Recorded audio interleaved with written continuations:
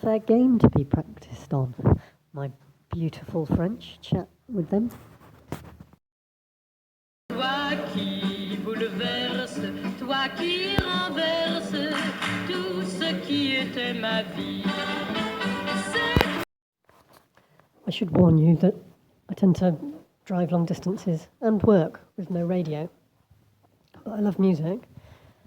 It tends to come back to me and speak to me, tell me in advance what task needs doing in what way sometimes, and just keep me company. Un joli sourire de France, des fossettes aux joues, des cheveux tout fous, des yeux bleus très doux. Sur son berceau dès sa naissance, une bonne fée, d'un coup de baguette avait changé sa destinée. My trade and craft skills have been hugely useful in getting me through 7 years of university. I'm an architect, technical based,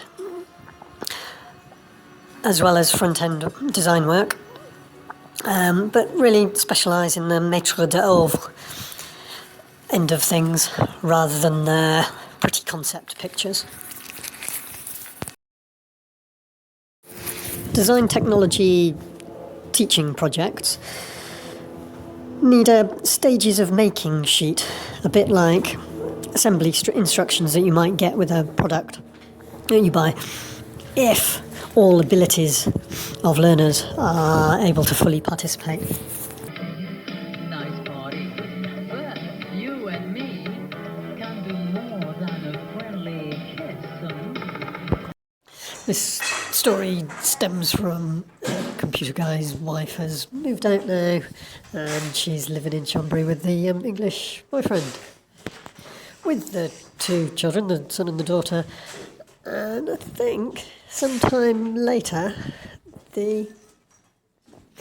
after this story, the husband has been sort of accused of something or steered towards, the daughter's steered towards accusing him of something. You're so kind, you must be blind. I'm a woman who needs a man. I'm not a man. Supply teaching has got much longer summer holidays than regular teachers. Regular teachers start off enthusiastic and then call in sick when they start getting fed up of it. I'm in France, Easter and Christmas, and I've sort of got known for working late into the night. You want to finish a task that you've been concentrating on. It doesn't really matter too much whether you started early in the morning or find it difficult getting up in the morning, and I'm making drill ratchet type noises quite late into the night sometimes, and they've sort of just, because I'm not there permanent, they've got used to it. And most of the time I do limit it to 9 o'clock-ish. I'm not a particularly noisy builder, you can hammer quietly. I'm not a bang crash wallop. So one evening it's winter dark, 9 o'clock, on the dot, like he's been stewing, watching the time. Head torch in the dark, not being able to see the fall. It made me a little bit braver, I think, when it came to working at height. There's no need for him to be fiddling with the bolt. I just jam the door shut. The 2 jams rubbing together. There's no real lock from the inside. I do actually put a big log so the wind doesn't blow it open. From the outside, his shouting's building to a crescendo, and he shuffles a bit of a run-up, and you can tell by the waggling noise the door makes. He kicks it full hard kick, flat of your foot kick, hard enough that it swings the door wide open, bangs against the back wall, pushes the stump flying. I'm not a man. I want more fun. Give me pleasure and thank you for the tango. And he stood there, like, here's Johnny, and takes a couple of steps inside. There's a fair few gaps between the floorboards that he'll manage to fall through, down onto the top surface of the arches below. there's a fair few gaps in the big, thick, wide floorboards that I'm hoping he's going to manage to step off, graze his leg up to the thigh, falling through to the top side of the curved cave arches below. Thanks so much for the nice lunch. Now I'm waiting for something more. So he's outside the barn door, talking loudly, shouting for me to come to the door and why would you? And I know you're in there, and shining his torch and stuff like that. But me not responding just encouraged him. And he's ranting and raving, proper shouting, and his daughter can't get to sleep or something. He's not really setting a very good example for her if she's actually there, because he quite often says that, and they hardly ever stay there these days. The Chanteur's policewoman has said to me, "You are allowed to make noise." I haven't been trying to wind him up, and I'm not making any more noise. I've noticed the time. I'm just having to tidy up, and then time for Betty buys. So he's outside the barn door, talking loudly, shouting for me to come to the door and why would you?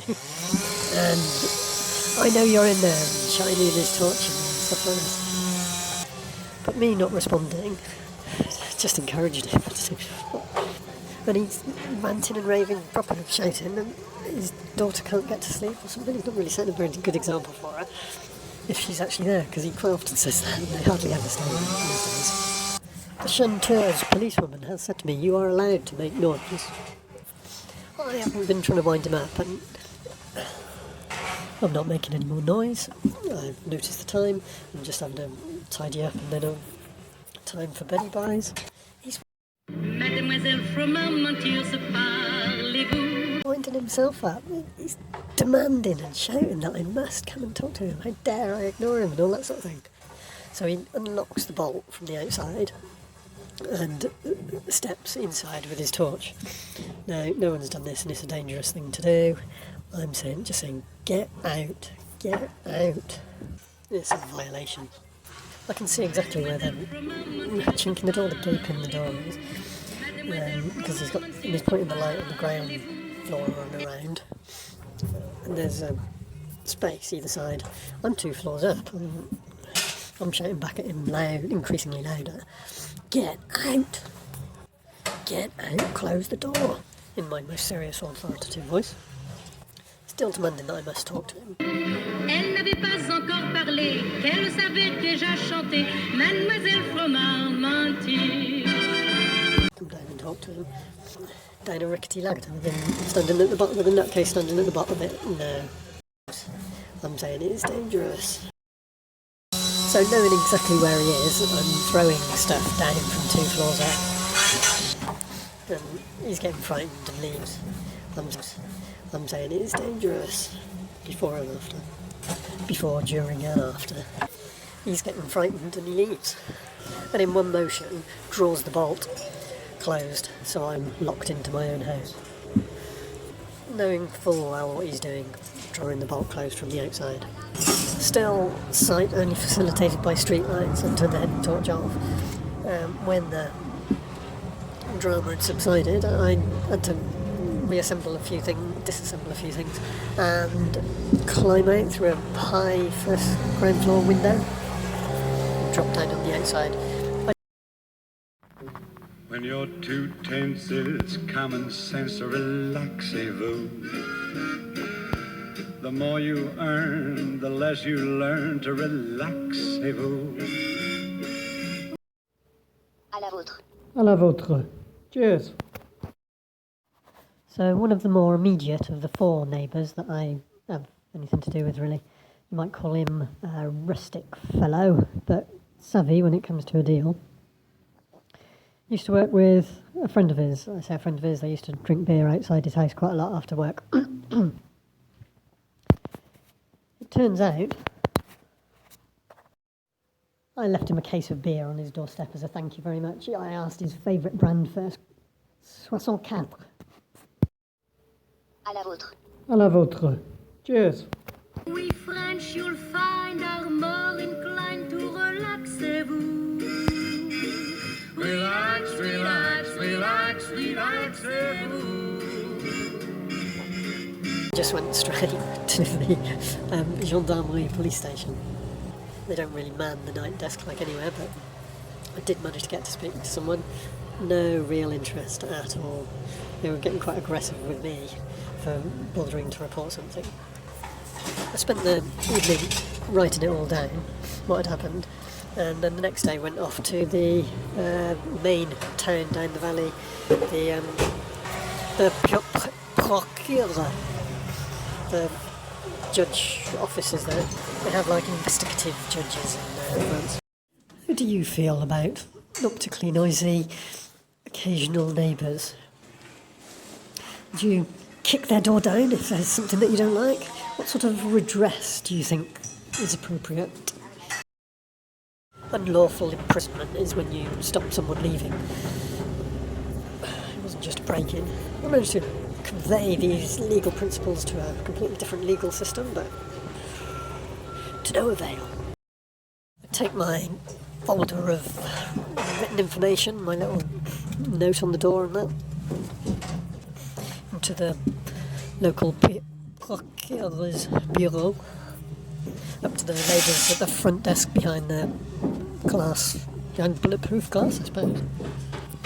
And I'm a bit of a curiosity, and I draw a bit of a crowd. There's three of them, each of them seems to know different English words, and they're all helping each other out.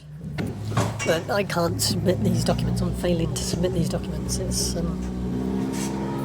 not possible to report it or record it in any way, it seems. There's something about how they're talking, and they're talking to each other, like almost like the tense of how they're talking, that I'm starting to realise something. Come to a realisation. They're telling me that they know he's had some difficulties recently and he's had a tough time. They talk to him. My nearest neighbour, the computer guy, works with them, and it sorts out their computer problems for them. He does the whole local government area. They get my point that just because I'm English as well, it's not my problem that his wife's left him for an English guy. And I don't think I can't report it because they're being nepotistic. Well, there's a bit of information. That first Christmas he didn't want to tell me. He left me with the impression that he did websites for people. I'm trying to report a crime that's been carried out by someone that works for the judge's office. But crafting things is supposed to be very good for your mental health. With such a big project, I must be very bon santé.